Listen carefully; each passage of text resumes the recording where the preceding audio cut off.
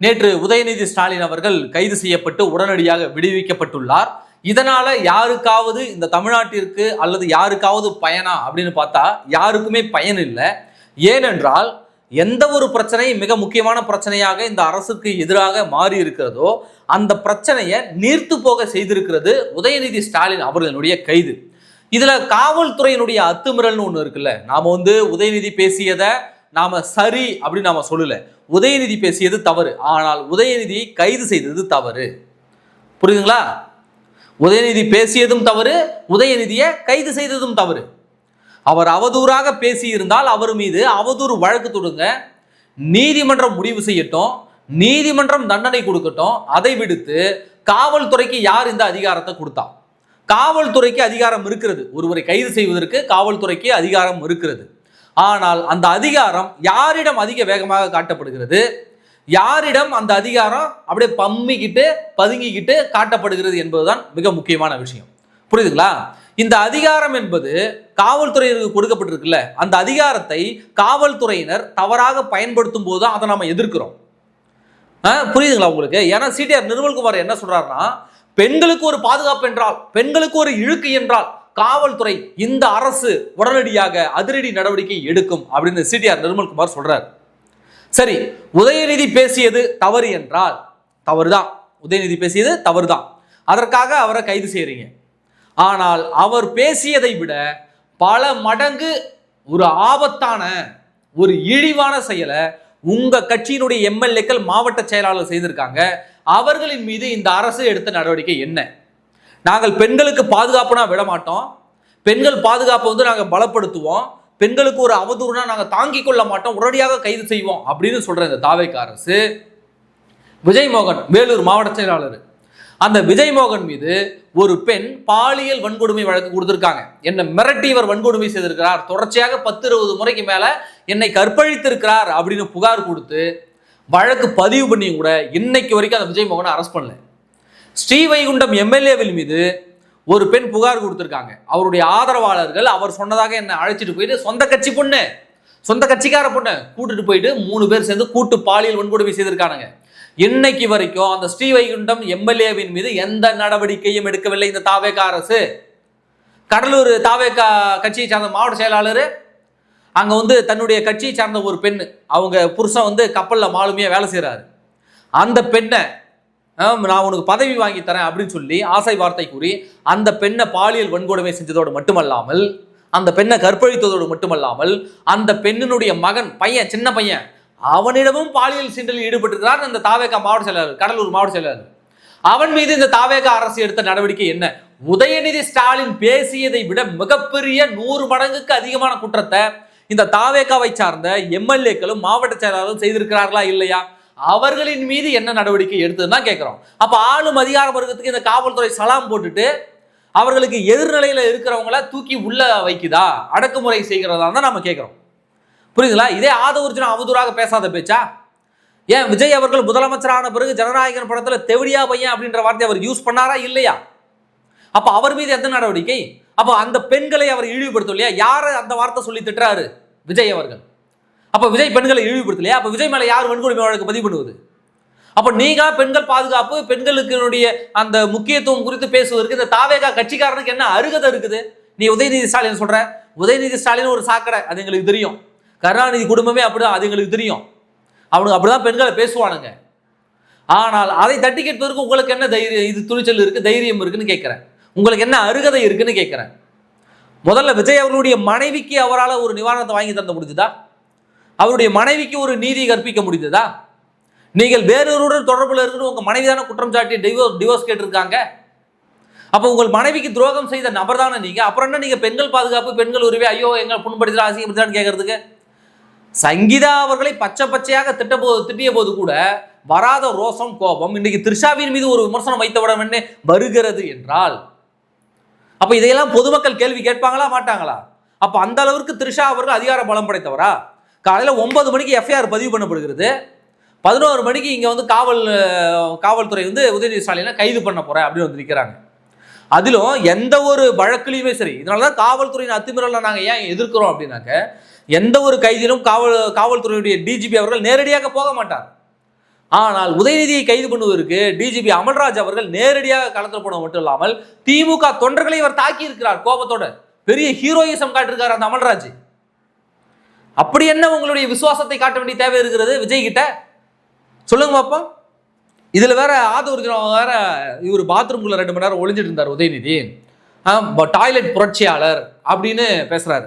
2 மணி நேரம் உதயநிதி வந்து நான் ரெஸ்ட் ரூம் போடுங்க, குளிக்கணுங்க அப்படின்னு காவல்துறையிட்ட அனுமதி சொல்லிட்டு ஒரு 2 மணி நேரம் பாத்ரூம்ல செலவிட்டிருக்காரு.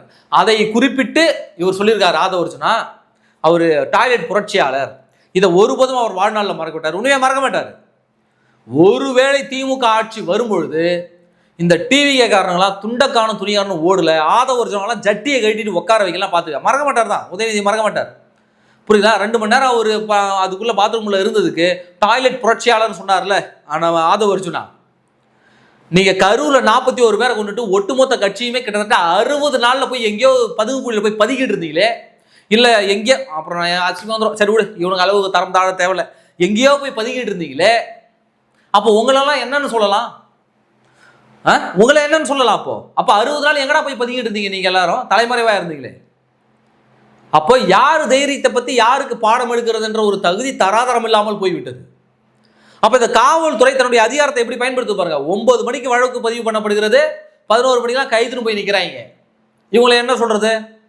அங்கிருந்து கைது பண்ணி தஞ்சாவூர் கூட்டு போய் விசாரணை பேர்ல கூட்டு போறாங்க. உடனடியாக நீதிமன்றம் தலையிட்டு இந்த கைது பண்ணக்கூடாது, உடனடியாக ரிலீஸ் பண்ணணும்னே நீதிமன்றத்தில் போய் சொல்லுது, இல்லைங்க நாங்கள் விசாரணைக்கு தான் கூட்டிட்டு போறோம் அப்படின்னு. இந்த கைது என் நடவடிக்கை என்பதே தவறு. உச்ச நீதிமன்றம் தெளிவாக வரையறுத்திருக்கிறது. புரியுதுங்களா? ஒருவரை கைது செய்யணும்னா 4 முறை சம்மன் அனுப்பணும். அந்த சம்மன்களுக்கு பதிலளிக்கவில்லை என்றால் உடனடியாக கைது செய்யலாம், அல்லது அந்த பொது பொது பொது மக்களுக்கு பங்கம் விளைவிக்கக்கூடியதாக அல்லது ஒரு கலவரத்தை தூண்டக்கூடிய முக்கியமான நபராக இருந்தால் மட்டும்தான், கலவரத்தை தூண்டியக்கூடிய இடத்துல அவர் இருந்தார் மட்டும்தான் அவரை கைது பண்ணணுன்ற ஒரு விதிமுறை இருக்கிறது. அது மட்டுமல்லாமல் 7 ஆண்டுகளுக்கு மேல் தண்டனை பெறக்கூடியவர்கள் உடனடியாக கைது பண்ணலாம். 7 ஆண்டுகளுக்குள்ள இருக்கக்கூடிய அந்த தண்டனை பெறக்கூடிய அந்த வழக்கில் அவர் மீது பதிவு பண்ணியிருந்தா, அந்த வழக்கை பதிவு பண்ணியிருந்தா அவரை உடனடியாக கைது செய்ய வேண்டிய தேவை இல்லை. உங்களுக்கு புரியுதுங்களா? இதெல்லாம் உச்சநீதிமன்றம் கொடுத்த வரையறை. 7 வருடங்களுக்கு மேல தண்டனை பெறக்கூடிய வழக்குகள் அவர் மீது பதியப்பட்டிருந்தால் மட்டும்தான் உடனடியாக கைது பண்ணணும். 7 ஆண்டுகளுக்கு உள்ள தண்டனை இருக்கக்கூடிய வழக்குகள் அவர்கள் மீது போடப்பட்டிருந்தால் உடனடியாக கைது அவசியப்பட்டது. சாட்சிகளை மிரட்டினார் என்றால் கைது பண்ணலாம். அப்போ இந்த 4 விதிமுறைகளையும் இந்த காவல்துறை பின்பற்றவில்லை. அவர் ஏதேனும் சாட்சிகளை மிரட்டினாரா? ஏன் 1000 பேர் இருக்கிறாங்க அந்த கூட்டத்தில் கலந்துக்கிட்டவங்க, டிஜிட்டல் மீடியாவில் இன்னும் அந்த வீடியோ இருக்கு, அவர் எப்படி சாட்சிகளை மிரட்ட முடியும்? அது மட்டும் இல்லாமல் உதயநிதி ஸ்டாலின் மீது போடப்பட்ட அத்தனை வழக்குகளுமே 7 ஆண்டுகளுக்கு குறைவான வழக்குகள். அவரை ஏன் உடனடியாக கைது பண்ணுகிறது? அது மட்டும் இல்லாமல் பொது அமைதிக்கு பங்கம் அளிக்கக்கூடிய எந்த செயலையுமே உதயநிதி அவர்கள் செய்யவில்லையே, அவரை ஏன் உடனடியாக கைது பண்றாங்க? அவருக்கு ஒன்று சம்மனை 4 முறை சம்மனை அனுப்பி அவர் வராதால கைது பண்ணலையே. புரியுதுங்களா? அவருக்கு சம்மனே அனுப்பவில்லை, வழக்கு பதிவு பண்றாங்க, உடனே காவல்துறை போய் நிற்குது. அப்ப இதையெல்லாம் தான் விதிமுறை மீறல்னு சொல்றோம். அப்ப இதையெல்லாம் உச்ச நீதிமன்றம் பார்த்தாலோ அல்லது உயர் நீதிமன்றம் பார்த்தாலோ என்னடா குப்பை கேஸ் போட்டு தூக்கி போட்டுடும். அவதூறாக பேசுனதுக்கு ஒரே ஒரு செக்ஷன்ல தான் வழக்கு போடணும். இவங்க 9 செக்ஷன்ல வழக்கு போட்டு வச்சிருக்காங்க. அதுல சதி திட்டினார், தடயங்களை அழித்தார், சாட்சிகளை மிரட்டினார் அப்படின்னு என்னென்னமோ சேர்த்து வச்சிருக்காங்க. வாய்க்கு வந்தது. அப்ப நீதிமன்றம் ஜாமீனை கேன்சல் பண்ணாம இன்றைக்கு அதான் நடந்திருக்கிறது. அவருடைய கைதை நீதிமன்றம் கேன்சல் பண்ணி இருக்கிறது. அப்போ இது யாருக்கு ஆதாயமாக மாறி இருக்கிறது என்பதை நாம பார்க்க வேண்டும். இல்ல, இன்றைக்கு உதயநிதிக்கு ஆதாயமாக மாறி இருக்கிறது. அப்படியே விட்டுருந்தாங்கனாக்க இந்த கழிசட கருணாநிதி குடும்பம் இப்படிதான் அப்படின்னு மக்கள் மனதில் பதிஞ்சிடும். இன்னைக்கு அவரை கைது பண்ணது மூலமாக திமுக தொண்டர்கள் எல்லாம் போராட்டம் பண்ணானுங்களா? எங்கேயோ தூக்கிட்டு இருந்த திமுக தொண்டர்லாம் வந்துட்டானா? குடும்பத்தில் இருக்கக்கூடிய அத்தனை உறவுகளும் அப்படி பாச பிணைப்பு நடத்தினாங்களா? உதயநிதி ஸ்டாலின் அங்கிருந்து கைது பண்ணிட்டு இங்கிருந்து போகும்போதே அப்படியே திருவிழா மாதிரி அப்படியே கூடயே எல்லாரும் கொண்டாடிட்டு போனாங்களா? திமுக தொண்டர்கள் தமிழ்நாடு முழுக்க போராட்டம் நடத்தினாங்களா? திரும்ப ரிலீஸ் ஆகி வரும்போது அதை கோலாகலமாக கொண்டாடினாங்களா? இவர் இவங்க தந்தையை சந்திச்சு ஒரு பாச போராட்டம் நடத்தினாங்களா? இதெல்லாம் தொண்டர்களுக்கு, திமுக தொண்டர்களுக்கு ஒரு உத்வேகத்தை கொடுக்கும். அந்த வேலையை ஏன் டிவிக்கு பார்க்குதுன்னு தான் நாங்கள் கேட்குறோம். அப்போ விஜய் அவர்கள் என்ன பண்ணுறாருனாக்க, இப்போ உதயநிதியை ஒரு தலைவராகிட்டார். இதுக்கு முன்னாடி ஸ்டாலின் வெர்சஸ் விஜய்னு இருந்தது, இப்போ உதயநிதி வெர்சஸ் விஜய்னு மாற்றி வச்சிருக்காரு. விஜய் அவர்களினுடைய இந்த காய் நகர்த்தல்கள் டிஎம்கேவா டிவிகேவா அப்படின்னு ஒரு பக்கம், விஜயா உதயநிதியா அப்படின்னு ஒரு பக்கத்தை கொண்டு வந்து இப்ப நிறுத்தி இருக்கிறது. இப்ப ஸ்டாலினுக்கு இங்க வேலை இல்லாம போயிடுச்சு.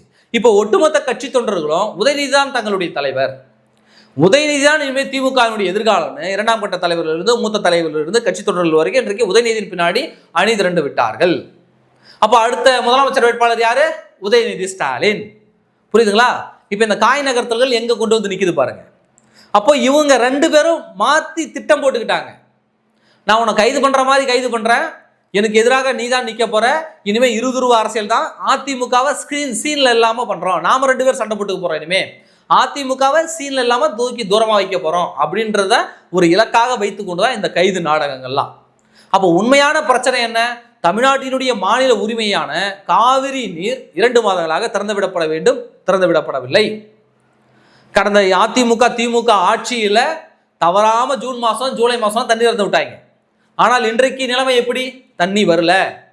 இப்போ கர்நாடக பகுதிகளில் வேறு வழி இல்லாமல் மழை பெய்ததால், அங்க மழை பெய்து வேறு வழி இல்லாமல் அணை நிரம்பி விட்டதால், வேறு வழி இல்லாமல் இந்தா எடுத்துக்கோ அப்படின்னு அவர்கள் பிச்சையை தூக்கி போட்டிருக்கார்கள். அதுதான் இந்த தண்ணீர். இப்போ அணையை ரம்பிடுச்சுனாக்க திறந்து விடாம இருக்க முடியாதுல்ல, அதனாலதான் திறந்து விட்டுருக்காங்க. இது என்னமோ விஜய் அவனுடைய சாமர்த்திய காய் நகர்த்ததாலேயோ, விஜய் ஒன்றும் அப்படியே தெய்வீக பிறவி என்பதால கடவுளே என்னமோ மழையை கர்நாடகத்துல கொட்டி இங்க அனுப்பிவிட்டதால், நான் சீவானன் சொன்ன மாதிரிதான், தேவ குழந்தை என்றால் ஏன் தேவ குழந்தை ஆளுகின்ற தமிழ்நாட்டில் மழை இல்லை, கர்நாடகாவில் மழை பெய்யுது, அவர் கேட்ட மாதிரி தான் கேட்கணும். அப்புறம் புரியுதுங்களா? அப்போ இதனாலதான் நம்ம சொல்றோம், இது வந்து டிராமா. தமிழ்நாட்டு மக்களுடைய உண்மையான பிரச்சனையை திசை திருப்பி விட்டு இவர்கள் 2 பேரும் செய்த அரசியல் ஸ்டண்டு. அப்படியே உதயநிதி கேட்கிறாரு, அவரு என்ன அறுத்து தள்ளிட்டு வர சட்டசபையில கேள்வி கேட்டா அப்படின்னு. இவங்க ஒரு பக்கம் கொண்டாடிட்டு இருக்காங்க. இதுல என்னன்னாக்க விஜய் தரப்புல இருந்து என்ன அவ்வளவு அழுத்தம் வந்ததுன்னா, ஒரு நாளாவது இந்த உதயநிதியை உள்ள வைக்கணும், ஒரு நாளாவது உள்ள வச்சுதான் அனுப்பணும்னு தான் அவர்களுக்கு கொடுக்கப்பட்ட அசைன்மெண்ட். அது மட்டும் இல்லாமல் உதயநிதியை கைது செய்வதை வீடியோ காலில் விஜயனுடைய நண்பர் சஞ்சய் அவர்கள் காட்ட, அதை வீடியோ காலில் ரசித்திருக்கிறார் விஜய். இந்த தகவலும் இப்பொழுது வந்திருக்கிறது. வீடியோ காலில் சஞ்சய் வந்து எதிர்விடு, உதயநிதிக்கு எதிர்விடு, மாடியிலிருந்து 3வது மாடியிலிருந்து அவருடைய போன்ல வீடியோ எடுக்கிறார். இங்க உதயநிதியை கைது பண்ணுவதை லைவ்ல வீடியோ கால் போய்கிட்டு இருக்கு. அப்புறமா திமுக கீழே இருந்து தற்குறி அப்படின்னு பச்சையா திட்டின உடனே தான் அவன் தலையில அடிச்சுக்கிட்டு ஓடிட்டான். அந்த சஞ்சய் அசிங்கப்பட்டு ஓடிட்டான். அவன் ரசிக்கிறான், அந்த சஞ்சய் வந்து வீடியோ கால் இப்படி காட்டிட்டு ரசிக்கிறான். அப்போ இது வந்து ஒரு பழிவாங்கும் நடவடிக்கை இல்லாமல் வேற என்ன சொல்லு பார்ப்போம்? இவ்வளவு அவசரமாக கைது பண்ண வேண்டிய தேவையான அதை தான் நீதிமன்றமும் கேட்கிறது, எல்லாரும் கேட்கிறாங்க. எல்லா அரசியல் கட்சி தலைவரும் என்ன யோக்கியமாக பேசிட்டாங்க சொல்லுங்க பார்ப்போம். திமுகனாலே ஆபாசம் தான். திருமாவளவன்லாம் இன்னைக்கு வந்து இந்த உதயநிதி பேச்சை கண்டிச்சிருக்காரு. இதே திருமாவளவன் அவர்கள் காயத்ரி ரகுராம் அவர்களை அவுத்து போட்டு நடிக்கக்கூடியவெல்லாம் என்னை பத்தி பேசுறாங்க அப்படின்னு பேசினாரா இல்லையா? திருமாவளவன் அவர் என்ன யோக்கியமா? வைகோ எந்த நடிகைகளை பற்றியும் பேசவில்லையா? விஜயகாந்தை பத்தி தவறா வைகோ பேசலையா? எல்லாம் இன்னைக்கு உத்தமன் ஆயிட்டானுங்க. எல்லாம் அயோக்கிய பேருக்கு தான். எடப்பாடி பழனிசாமியை போன்ற தனிநபர் ஒழுக்கத்திலும் சரி, அவருடைய பொது வாழ்விலும் சரி, கிளீனான ஒரு தலைவரை உங்களால் பார்க்க முடியுமா என்பதுதான் இந்த நேரத்தில் நான் முன்வைக்கக்கூடிய ஒரு கேள்வியும் கூட. அவர் குடும்பத்தையும் எந்த கட்சிக்குள்ள எந்த ஒரு வெளிப்படையான வெளி நிகழ்ச்சியில் எங்கேயுமே கொண்டு வந்ததும் கிடையாது. அவர் குடும்பத்தினர் நேரடியாக அரசியலில் தலையிட்டதும் கிடையாது. அவர் என்றைக்குமே தனிநபர் ஒழுக்கத்தை மீறியதும் கிடையாது. எடப்பாடி பழனிசாமி அவர்களை சொல்றேன், புரியுங்களா? அப்ப இப்பேற்பட்ட 2 தருதலுக்கு மத்தியில இந்த தமிழ்நாடு அரசியல் மாட்டிக்கொண்டு எடப்பாடி பழனிசாமி அவர்களும் மாட்டிக்கொண்டு முழிக்கிறார். இதுக்கு அவர் தோத்தே இருக்கலாம். எடப்பாடி பழனிசாமி அவர்கள் இவனுக்கு ரெண்டு பேர் முகத்தை பார்க்கறதுக்கு அவர் தோத்தே போயிருக்கலாம். தலைவிதி வந்து இவங்க 2 பேரும் பண்ற இந்த அட்டூழியத்தை, 2 பேரும் செய்யக்கூடிய இந்த ஆபாச அரசியலை இவரெல்லாம் பார்க்க வேண்டிய நிலைமைக்கு கொண்டு வந்து வைத்து விட்டது. அப்போ உதயநிதியை கைது செய்தது என்பது உதயநிதிக்கு திமுகவுக்கு தான் இன்னைக்கு மைலேஜ் கொடுத்துருக்கே தவிர, வாண்டடா வாயை கொடுத்து வாங்கி கட்டியிருக்கு இந்த தாவேக அரசு. ஒரு நாள் கூட அவரை உள்ள வைக்க முடியல. அவ்வளவு முயற்சிகள் பண்ணி, அவ்வளவு பிரிவுகளின் கீழ், ஜாமீனில் வெளிவராத பிரிவுகளெல்லாம் வழக்கு போட்டும் கூட நீதிமன்றம் உடனடியாக அவரை இன்னைக்குள்ள அவரை விடுவிக்கணும்னு நீதிமன்றம் ஸ்ட்ரிக்டா சொல்லிடுச்சு. அப்ப இந்த அசிங்கம் எதற்கு? நீதிமன்றத்தில் போய் ஒவ்வொரு முறையும் அசிங்கப்பட்டுட்டு வரீங்களே. இவ்வாறாக போய்கிறது இந்த தமிழ்நாட்டினுடைய நிலைமை. அப்போ எதற்கெடுத்தாலும் கைது, பேசினாலே கைது என்ற இந்த தாவேகாவினுடைய மனநிலையில் மாற்றம் வேண்டும். விஜய் அவர்களுடைய ஒரு மனநோயாளியா மாறிட்டாரா அப்படின்ற ஒரு கேள்வி கூட என்பது. எவன் பேசாம கைது பண்றாருங்க. திமுக ஆட்சியில் நாங்கள் திமுக காரணம் ஸ்டாலினை, உதயநிதியை, இன்பநிதியை, கருணாநிதியெல்லாம் வண்டையாக கழிச்சிருக்கோம். எங்களுக்கு எவ்வளவு மிரட்டல்கள்லாம் வந்தது கிடையாது, அவ்வளவு மிரட்டல்கள்லாம் வந்தது கிடையாது, இவ்வளவு காவல்துறை வைத்து மிரட்டக்கூடிய வேலைகள்லாம் கிடையாது. ஆனால் இன்றைக்கு எதை பேசினாலும் கைது அப்படின்னா ஏன் நீங்க பேசாத பேச்சா? நீங்க என்ன யோக்கியமா என்றுதான் நாங்கள் கேள்வியை முன்வைக்கிறோம். நன்றி.